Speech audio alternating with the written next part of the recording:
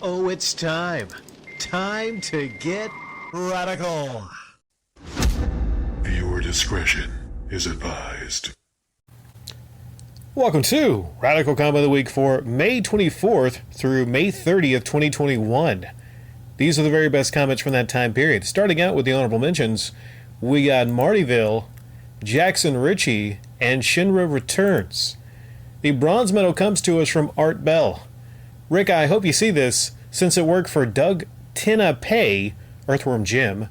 If you see his Pocket Jacks comics interviews, he made short videos and YouTube gave him $250,000 earned. His theory was that shorter videos get more clicks. If you have a problem in search, you will click the shorter video that often helps versus the 90-minute one. It made me think again of the MP3 Cut website. It speeds up either audio or video. If you remove the outro tune, you could upload audio 1.5, speed it up, then merge it with your gameplay video. Maybe try a week of doing it faster. Maybe have to skip the outro music to get to the goal of a shorter video. Plus, I have one edit idea to power up an existing video. The Sticks, my thoughts on this Patreon video, take 60 seconds to get into the meat of it. This could be sliced out in Creator Studio. I think YouTube would reward this quick edit. People may, in your records, show evidence that they click away from being impatient. There are people who click off from low attention span. Another video that took a while to ramp up, 6,000 views, is one of your Angry Joe Patreon videos. He is an e-beggar type of video. All these ideas from curiosity whether Doug Ten's hack would charge up those 2 rig videos if edited down, or if you did the 1 week super short comment cut style. Hope you at least consider it. If it gets good results, fine. If it flops, you can download the video first just in case. Doug Ten has done 2 impressive interviews with Pocket Jacks with a quick listen at 2K. Well, as I've said before to you, Art, like when it comes to things like, views, like I don't really care about that. Like other people pay attention to that. Primarily, I'm here to give my thoughts and share the thoughts of others. And, there's a lot of things I do here and I have fun, right? This is a hobby.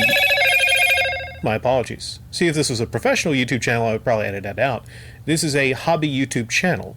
When it comes to the money that you mentioned, $250,000 earned, well, I make a lot of money each year. And because of that, I don't need to be in a position to worry about what kind of money I'm really making here, right? To me, the money is just like a bonus, right? I'm like, oh, okay, what did I make this month on YouTube? That's pretty awesome. That's a bonus, right? I would upload like I'm uploading regularly without the money being an aspect, but, it's a bonus, right? I think that's the way most people should view YouTube. Of course, not all. There's a lot of successful channels out there. Monetarily they're successful, and they're not e-begging, and that's fantastic. There's a lot of people out there on the highest tiers of YouTube that probably don't ever have to worry about things. Maybe this person you talk about who made $250,000 a year is one of them. A common misconception is that I'm just against the making of money on YouTube. There's nothing wrong with making money on YouTube as long as you're doing it the correct ways, right? I have to reiterate that for a lot of people that really don't understand where I'm coming from, right? But yeah, that's good tips, I guess, for a lot of people out there that actually, care about things of that nature. I will mention that the function I've used before on maybe an upload or 2, but not that often. But it wasn't for any other reason other than just being well, I think that one probably I could cut that down or maybe take something out. I don't know. I've used it before, but it's just not the kind of thing that's really at the back of my mind. I'm not gonna go to an upload from months ago being I want to make sure this gets a couple more views, so I'm gonna edit it down. No, I'm gonna go forward, and the only times I rewind is if it's a situation where it's something I want to redo or remaster that I'm very proud of in particular, like that Radical Rewind I did with Kenny. That had some icons in it from MGR's logo. And as you all know, I'm very careful to make sure to either take those out of uploads or to give my radical renditions of the artwork. Hell, I even made my custom Metal Jesus Rocks upload to to use any uploads. Well, the icon, which I think the one I made was actually far better than his icon. You know, the one with the actual red skull? That one's pretty fucking badass. It's far superior, right? And, you know, I think everyone would agree that that is far superior. Just saying, you know, I'm just saying I'm very proud of that creation there. Okay. And also, feel free, any of you that want to speed up this because you feel impatient, feel free if you want to. I mean, there's certain channels out there where you're like, well, I really need to, like the Quartering. That's one commentator, if you can even call him that you definitely need to speed things up to probably 2 or 3 or 4 or 10 speed to actually, you know, get through one of those uploads. Thank you, Art Bell. The silver medal comes to us from the Winged Avenger. Radical Rick, do you know what I think should happen to people who don't have a Nintendo Switch? I think they should be rounded up by Princess Zelda's stormtroopers of death, thrown into the backs of long trucks as if they were sardines, and whisked away to a secret military-type re-education facility.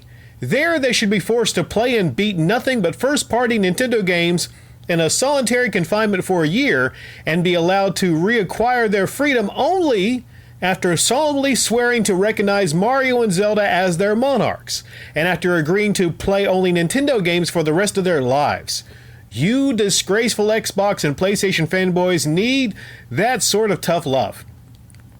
Alright, I was being tongue-in-cheek with the comment about everyone converting to Nintendoism, but I do think that if Microsoft, Sony, and Nintendo got together and agreed to jointly produce only one console, it would be a good thing for gaming. Breath of the Wild would have to compete with open-world action RPGs such as Monster Hunter World, and so it would probably go on sale every now and then, but then again it might not. Beatles albums have never gone on sale because the record company thinks people will buy them regardless of the price, since they are considered the very best of 60s pop. But even if Nintendo's prices didn't drop, gamers would win because they'd have access to all the console games in existence. It could happen. After all, didn't the big movie companies all agree to put their movies out in the same format? Imagine how crazy it would be if Warner Brothers movies only played on a Warner Brothers disc player and Paramount had its own system, etc. I don't like that idea. I don't. I think competition is a great thing. I know some people might get angry and say, well, you know what? I hate having to buy these different consoles to play a couple different exclusives. Oh, well, then don't. Don't worry about having to play all the games. Don't worry about it. There's only so much time you have in the day. I have failed to run into and meet a person that has all 3 consoles and consistently gets all the games that they release. Like, that person, I think, in my assumption, would probably be a person desperately in need of trim. You only have so much time. You only got so much time.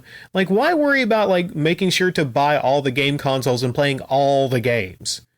I just don't understand it. That's pretty expensive, too. So, you know, every generation, just choose the one that you think's going to be the best for you. But yeah, I get it. I get how some people would like all their games, everything on one console of convenience. You think it would be great, don't you? Well, look at something like the WWE, right? Look at what happens when there's no competition. When you see it wherever you look, wherever you go. Whenever there's zero competition, the quality often drops. I mean, look at, Ford, Chevy, Subaru. Look at the car companies. If there were zero competition and there were only one car company, do you think things would get a whole lot better?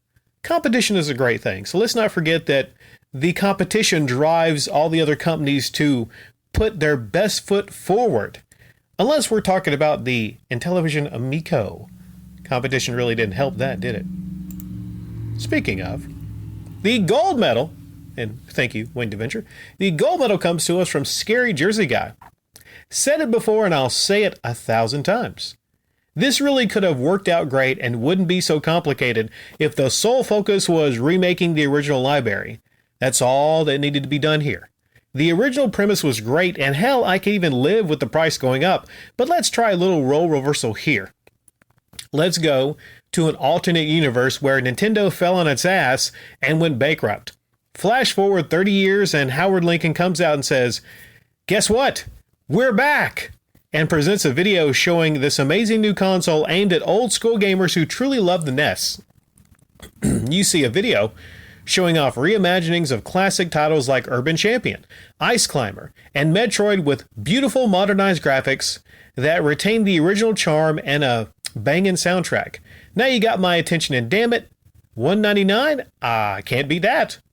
Let's jump forward a year and you start showing off launch titles, and there's no Mario, no Zelda. Metroid isn't going to be ready at launch, but there's a video of Samus. It's going to bother me. Samus Aran? It's going to bother me. I should really know how to say that. Fuck it, Materializing in front of the ship with no release date. Instead of the launch tiles are going to be tiles like Oingo Boingo, Bubsy 4D. This time it's Possible. Fellatio with Horatio. And Mike Roch's water balloon toss-off. Why would anybody be interested in this? And I really hate saying that because I absolutely respect Tommy's contribution to gaming. He's a talented artist, but the launch library is so underwhelming and there's just been absolutely no mention of the old library. I don't feel these are lies, more like making promises that were too ambitious to be kept. Maybe one of the principal investors was the Ball Sack or Sackball Championship League, and a condition if their investment was to make a game about it. A game where you throw a sack through a hole in the board. That's launch title material right there. Just, damn it. We joke about cornhole. But, well, there's no but there. It's cornhole, right? If Nintendo went away for 30 years, I would say Nintendo would have a tough time coming back after 30 years. After being out of the public eye for so long. Like, Nintendo might have a tough time unless they really hit the gate running. We had a launch Mario, we had a launch Zelda, we had all that stuff, but it would only mostly appeal to people that loved it 30 years ago.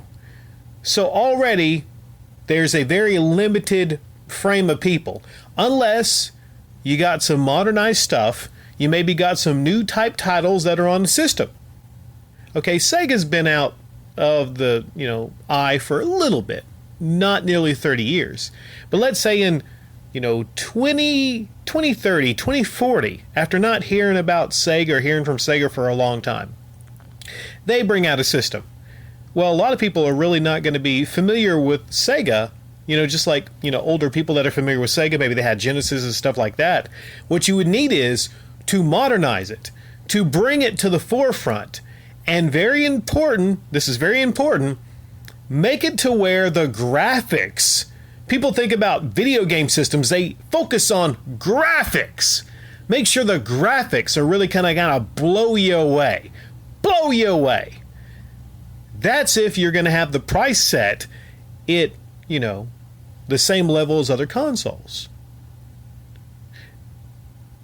There's no way, and I'll reiterate this, I don't see any possible way of the Intellivision Amico coming back, the brand coming back, after so long, and really hitting it big. Unless there was maybe some killer apps that would make your common man and woman, make your common person say, there's something we need to get. That's a hot item we need to get. But it seems like right now most all the hype is from the creators of the product. You can't really sell this thing. You can't really move this thing. You can't really sell this thing and for it to be a really successful item. If your common person looks at it and laughs, it is a joke. It is a joke with old, outdated graphics. How this didn't go through the minds of the people creating it. If your idea is to sell a console in a market where the Switch is a thing, the Xbox and Game Pass is a thing, not even mentioning the PlayStation 5, is the idea maybe by the time it releases. Possibly by October. It'll still be hard to get a PlayStation 5 and a Series X.